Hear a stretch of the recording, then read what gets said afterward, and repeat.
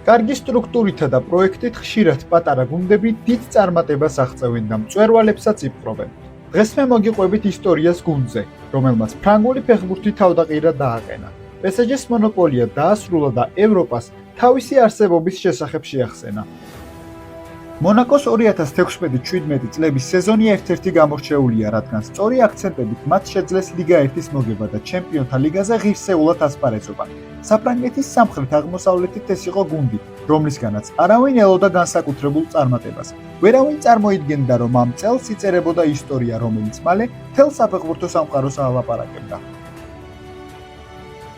მონაკომ სეზონი დამარჯერებელი გამარჯვებებით დაიწყო და ნელ-ნელა ცხრილის სათავეშიც აღმოჩნდა. გუნდის მთავარი მწვრთნელი ლეონარდო ჟარდამი გახლდათ, რომელიც ჯერ კიდევ 2014 წლიდან უძღვებოდა გუნდს. პორტუგალიელმა სპეციალისტმა პირველივე დღიდან შემოიტანა ახალი ფილოსოფია, რომელიც ახალგაზრდულ პროექტზე იყო დაფუძნებული. მისი მთავარი მიზანი იყო ეჩვენებინა სწრაფი სანახაობრივი ფეხბურთი. გარდა ამისა, განევითარებინა მოთამაშეები ისე, რომ ისინი ტოპ ვარსკვლავებად ექცია. ამიტომაც მონაკოს ხელმძღვანელობამ სხვადასხვა კლუბიდან დაიწყო ახალგაზრდა მოთამაშეების მოზიდვა. ასეთები იყვნენ 20 წლის ბერნარდო სილვა ბენფიკადან, რომელიც სულ რაღაც 15 მილიონ ევრო დაიმატეს. ფაბინიო რიუ ავედან 6 მილიონ ევრო, თომას ლემარი კანიდან 11 მილიონ ევრო, ასევე კამილ გლიკი, შედარებით გამოცდილი ფეხბურთელი, ტორინოდან დაიმატეს. კამუე ბაკაიოკო რენიდან 8 მილიონ ევროდ გადაიბირეს. ჯიბრილ სიდიბე, ახალგაზრდა მცველი, რომელიც ერთ-ერთ მნიშვნელოვან როლს ასრულებდა გუნდში, 15 მილიონ ევროდ იკავებს. ამ წელსვე დაუბრუნდა გუნდს რადამელ ფალკაო, 30 წლის შემტევი, რომელმაც კაპიტნის სამკლაური მოიგო.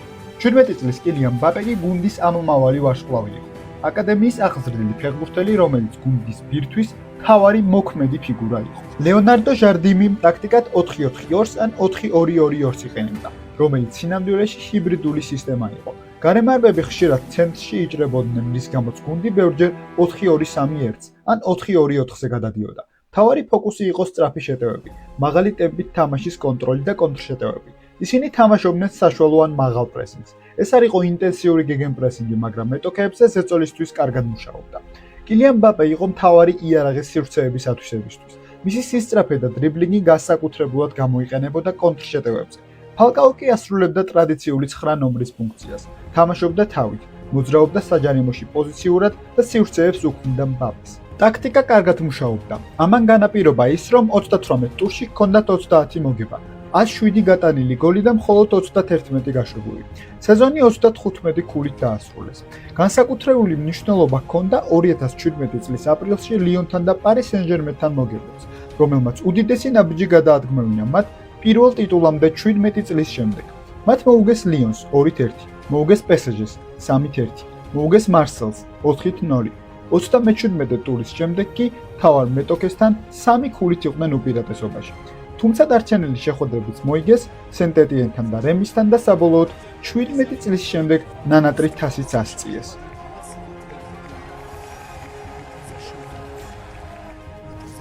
ყველაზე დასამახსოვრებელი გამოსვლა მაინც ჩემპიონთა ლიგაზე იყო.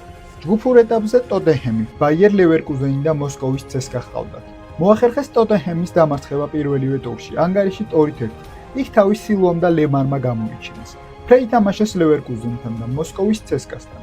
მეორე წრეში კიდევ ერთხელ დაამარცხეს ტოტენჰემი, ამჯერად სიდიბესა და ლემარის გოლებით. მოუგეს მოსკოვის ცესკას 3-0, მაგრამ დამარცხდნენ ლევერკუზენთან. თუმცა ამას საბოლოო შედეგზე დიდი გავლენა არ ჰქონია, რადგან მონაკო ჯგუფიდან პირველი ადგილით გავიდა. მერვედფინალში პეპ გვარდიოლას სიტის წინააღმდეგ მოუწიათ თამაში. პირველი შეხვედრა 5-3 წააგეს. იქ გოლების გატანა კილიან მბაპემ და ფალკაომ მოახერხეს. არავის არ სჯეროდა იმის, რომ ისინი შემდეგ ეტაპზე გავიდოდნენ, თუმცა მონაკოში თამაში სულ სხვაგვარად წარიმართა. მერვე წუთზე კილიან მბაპემ მალევე გახსნა ანგარიში. ამას მოჰყვა ფაბინიოს გოლიც 29 წუთზე. 71 წუთზე სანემ სიტი კვლავ წინ გაიყვანა.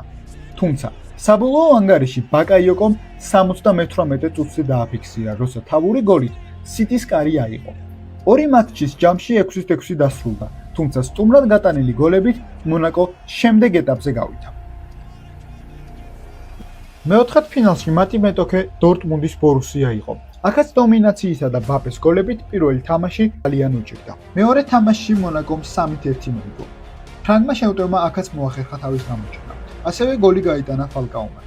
ეს იმას ნიშნავდა, რომ დორტმუნდი უკვე გავარდნილი იყო და მონაკო კი ნახევარფინალში გააგრძელებდა ასპარეზობას.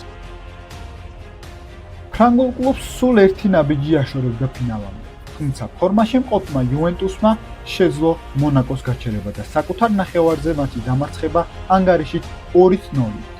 იქ თავის გამოჩენა იგუაინმა მოახერხა და დიდი ნაბიჯი გადადგა ფინალამდე. მეორე თამაშში კილიან მბაპემ გაიტარა, მაგრამ ეს საკმარისი არ აღმოჩნდა, რადგან იგუაინმა და დანიალოშმა კიდევ შეაგდეს. ჩემპიონთა ლიგური მოგზაურობაც ასე დასრულდა. გადაღლილმა მონაკომ ვერ შეძლო იტალიური ბარიერის დაწყება, მაგრამ ნათამაშები ფეხბურთით გულშემატკივრებს თავი ძალიან შეაყვარა.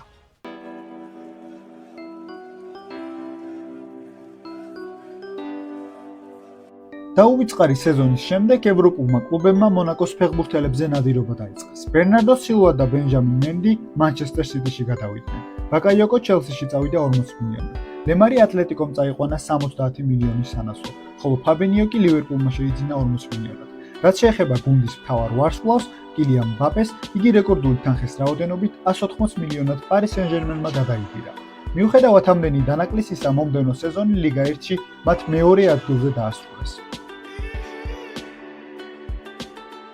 ამგვარად დაიშალა ვარსკვლავური მონაკო. მათ მოიგეს საფრანგეთის შიდა ჩემპიონატი, მიაღწიეს ჩემპიონთა ლიგის ნახევარფინალამდე და რაც მთავარია, ლამაზი ფეხბურთით ბევრი ახალი გულშემატკივარიც შეიძინეს.